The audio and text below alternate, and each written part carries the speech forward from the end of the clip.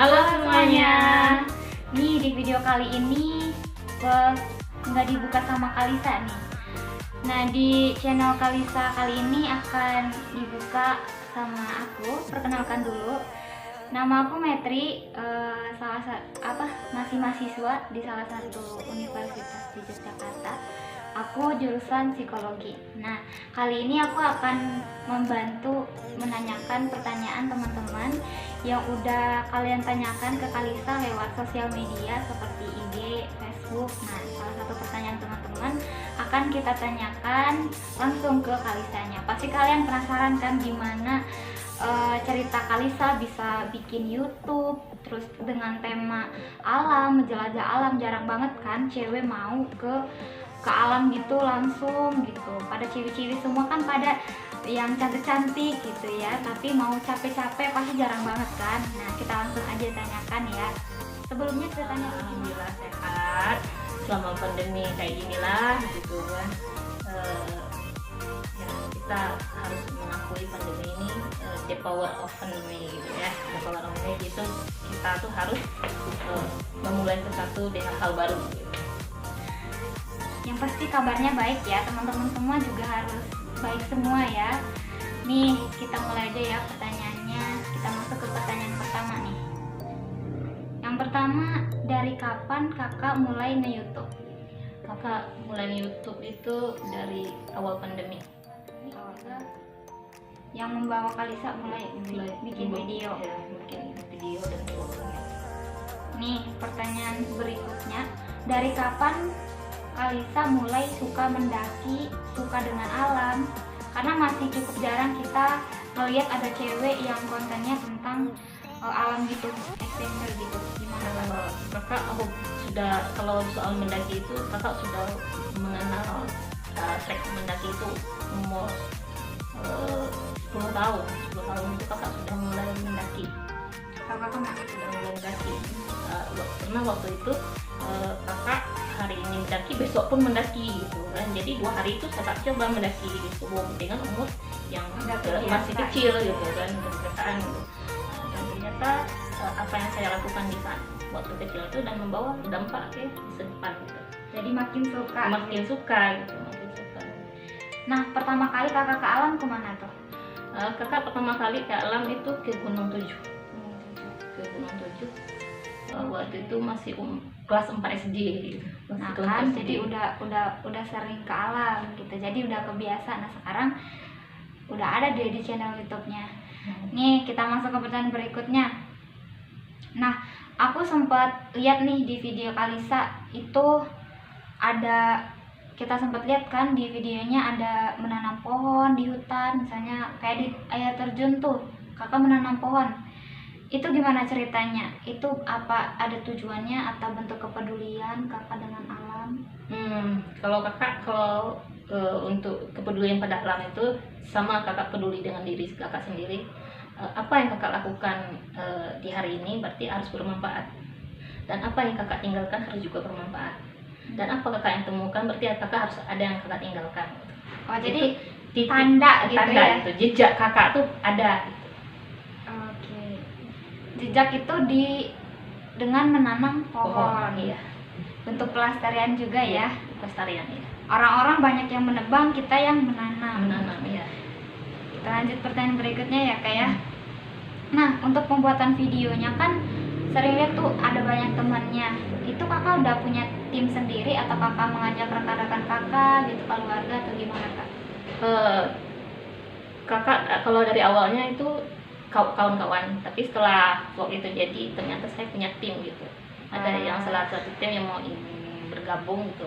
Jadi kita membuat satu plan gitu, setiap perjalanan itu kita harus punya tim ini, tim ekspedisi ini kemana.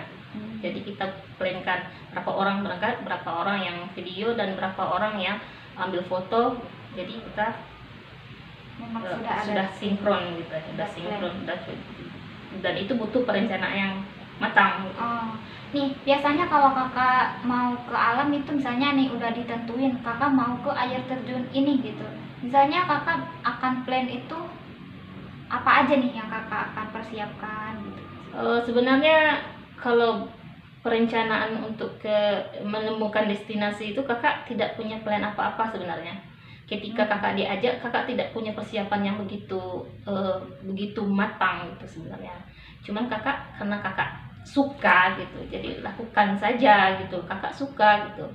Maupun treknya seperti apa, pernah satu trek di air terjun ekspedisi yang air terjun Teluk Merasap 2, kakak ternyata pakai celana pendek. Ternyata sampai di sana itu kayaknya cukup berbahaya gitu untuk celana pendek gitu. Tapi karena apa? Itu sebuah tantangan bagi kakak. Apapun kakak, ya challenge bagi kakak gitu.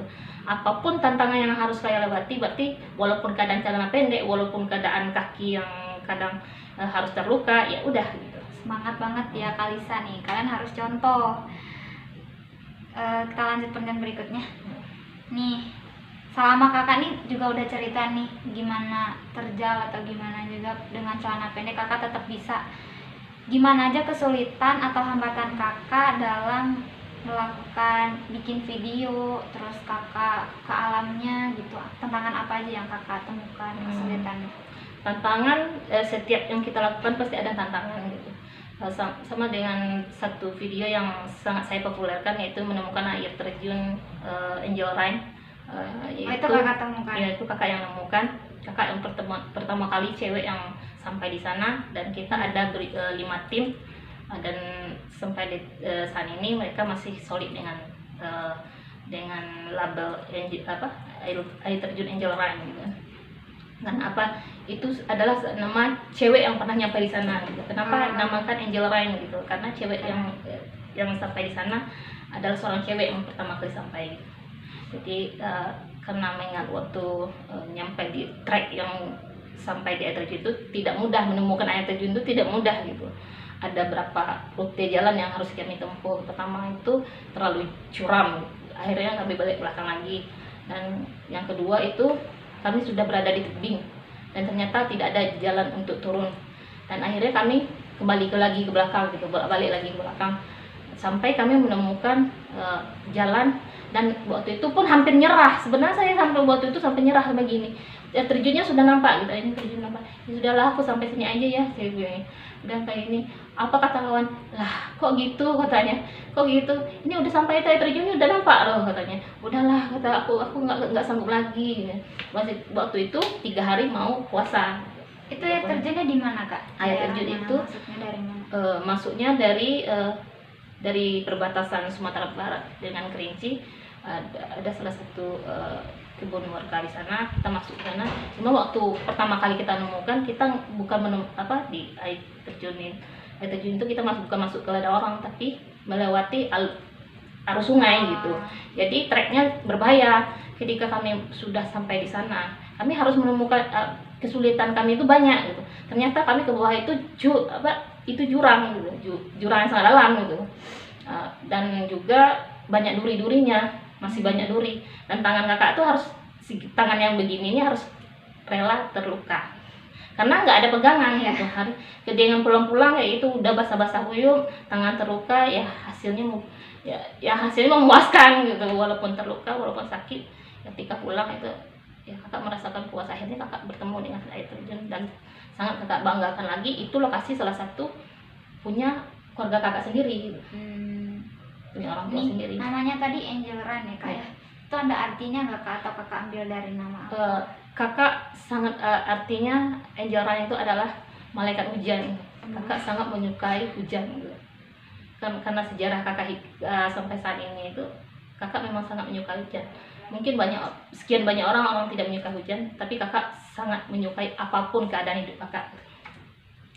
Filosofi sekali ya. Filosofi sekali gitu. Jadi apapun yang saya terjadi saat ini, maupun badai maupun hujan, saya tetap suka. Jadi tidak ada tantangan gitu. Nih dari kakak cerita banyak tantangan, itu kan ada yang sampai tangan kakak luka. Itu kan banyak banget kan, pasti capek juga. Nah, gimana lelahnya, Kak? Gimana kakak mengatasi lelahnya gitu? Rasa lelah.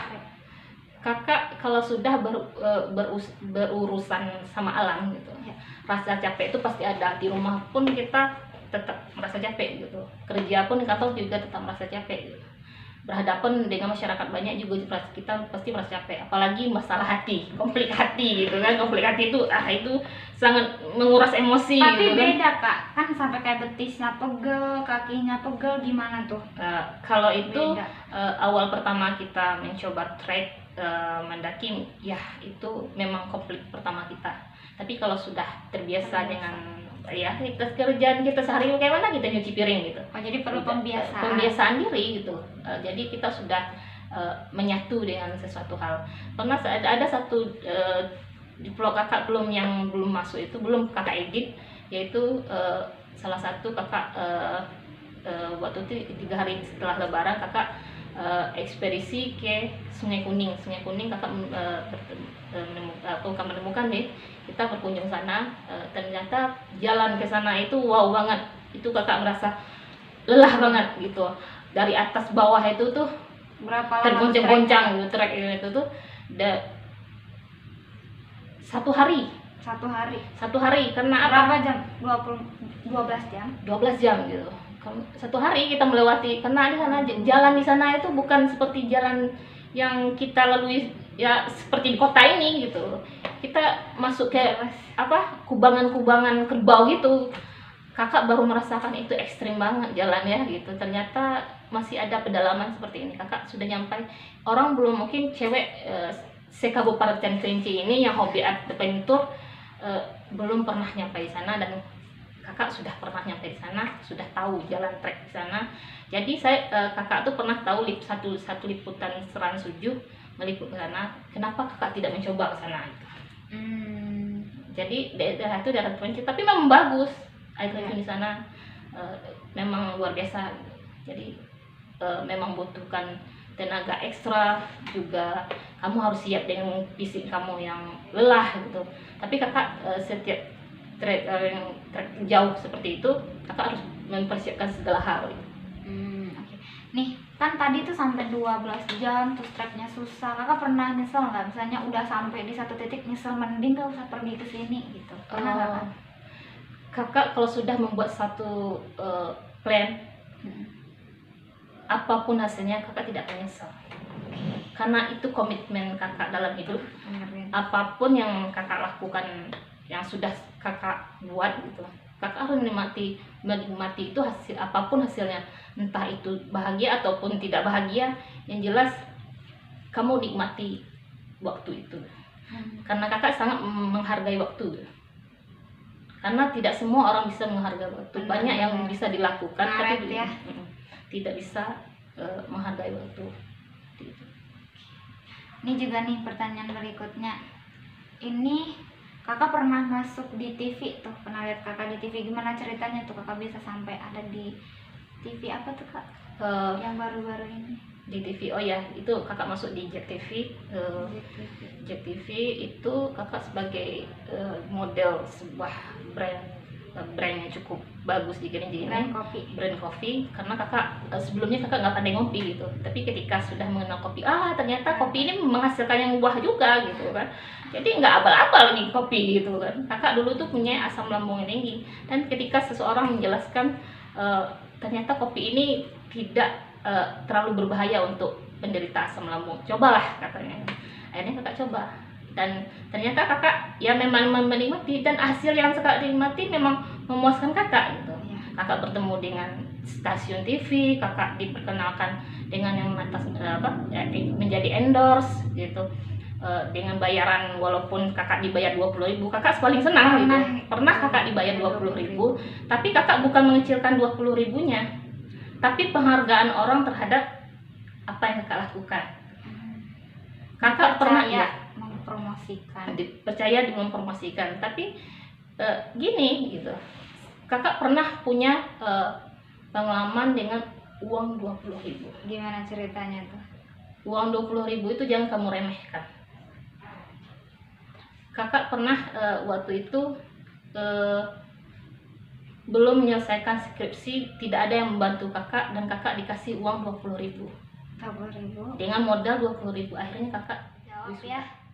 Pertanyaan berikutnya, udah berapa banyak nih destinasi yang kakak kunjungi atau udah kakak temukan? Kalau destinasi yang sudah kakak temukan ada berapa? Ada banyak ya. Berapa terjun satu dua tiga empat destinasi. Udah kakak temukan apa aja tuh? Air terjun, terus Air terjun Bukit Tirai Embun itu dari awalnya dari sebuah postingan kakak, karena kakak belum pernah nyampai di yang namanya Danau Tinggi. Akhirnya kakak nyampe di sana karena sesuatu hal yang mengantarkan kakak ke sana. Akhirnya kakak foto kakak dibagikan oleh akun Piknik Kerinci, dan terima kasih ya akun Piknik Kerinci yang telah membagikan waktu itu, dan itu foto yang paling bagus yang pernah saya dapatkan, dan itu foto yang dibagikan banyak akun gitu. pertanyaan berikutnya, pendakian atau perjalanan kakak terjauh itu di mana kak? Atau makan beberapa hari gitu? Kalau ke hutan, perjalanan berjauh paling ke Gunung Kerinci paling jauh ya, ke Gunung Kerinci itu makan waktu 1 hari penuh. Kita harus mendaki trek yang cukup mendaki gitu. Tapi kalau untuk trek yang ekstrim itu Gunung Pantai Cermin itu adalah jalur yang pernah kakak coba, jalur yang belum pernah dicoba oleh manusia manapun, apalagi cewek ya seperti kakak gitu. Kakaklah adalah orang pertama menjadi salah satu wanita yang sampai di jawaban pertanyaan para subscriber. Jadi dari subscriber kakak, gimana Anda memotivasi anak muda untuk mengembangkan wisata Kerinci? Nih, dari wisata Kerinci. motivasi itu adalah dari diri ya. Kita harus membuat citra yang baik terhadap lingkungan kita sendiri. Apapun yang kita lakukan itu harus berdampak baik terhadap orang. Kita harus melakukan, dan nanti orang akan tahu. Memotivasi itu adalah dari diri kita sendiri, dan orang lain akan meniru, akan mencontoh. Lakukan hal yang dari Pak Rais. Bagaimana menjaga kondisi tubuh agar selalu fit? Kalau menjaga tubuh selalu fit, yaitu tetap olahraga, berpikir positif, tidur lebih awal, berpikir positif, dan jangan lupa bahagia. Bahagia itu jangan lupa ya. Jadi 5 menit sebelum kita memulai hari, kita harus berpikir positif dulu. Itu akan menentukan awal kita memulai hari dengan indah. Positive thinking. Kenapa kakak selalu bahagia di hari casting? Pertanyaan yang paling selalu ceria depan video. Nah, gimana tuh? Kalau dibilang bahagia, sebenarnya tidak ada sih manusia yang selalu bahagia. Tapi yang saya tekankan di sini adalah dunia itu tidak akan peduli dengan kamu dan istilah itu. Tapi kamu harus bisa menyesuaikan diri kamu dengan keadaan. Menyesuaikan diri. Dunia itu tidak peduli bahwa kamu entah berantakan, entah apa gitu. Tapi ketika yang asal kata bahagia itu, kamu harus bisa mencerminkan terhadap orang lain, menciptakan sendiri aura-aura yang terbaik. Kamu harus bisa melahirkan aura-aura yang terbaik kamu terhadap untuk orang lain, supaya orang lain tuh, wah ternyata dia ini mempunyai pemikiran bagus gitu. Kenapa sih kakak bisa selalu tampil perfect? Kenapa? Sebuah penampilan itu menentukan cover terbaik dalam hidup kita, supaya kita mendapatkan sesuatu hal yang baik. Mempengaruhi banyak. Iya, mempengaruhi banyak. Kakak prinsip kakak satu, kenapa sih kakak tuh harus tampil cantik di segala hal? Kakak suka berdandan, memang suka berdandan. Kalau dulu sih enggak gitu, tapi karena yang kakak hadapi itu tidak satu orang aja, satu diri. Jadi apapun yang kakak lakukan satu hari itu, kakak harus meninggalkan kesan yang baik. Jadi orang yang ketemu dengan kakak tuh harus punya kesan umur kamu itu menjadi bahagia. Nih, dari banyak pertanyaan kita nih kak, udah kejawab semua. Ada nggak sih yang mau kakak sampaikan di video kita yang terakhir ini? Oh iya, ada satu pertanyaan tadi, saya skip sedikit, bukan skip sih, ini dari seseorang gitu, tak perlu disebutkan namanya. Kenapa sih tidak pernah menjawab kata rindu dari saya gitu. Ini curhat ya. Ini bukan curhat ya, tapi saya Klarifikasi. klarifikasi gitu. Sebenarnya saya bingung kenapa saya harus menjawab rindu seseorang gitu, kenapa harus saya jawab, sementara saya bukanlah sesuatu hal patut dirindukan gitu. Ada banyak hal yang harus kamu rindukan, kehidupan kamu, keadaan pribadi kamu gitu, sehari-hari kamu, kenapa kamu harus dirindukan orang seperti saya gitu. Jadi saya tidak perlu menjawab dengan hal-hal seperti itu, tapi perlu klarifikasi, bukan saya tidak mau menjawab, karena itu menyangkut perasaan seseorang yang sedang saya jaga, gitu aja. Jadi terima kasih atas rindu-rindunya, walaupun ya cukup satu orang yang aku sayang, bukan saja. Itu aja ya kita hari ini. Semoga pertanyaan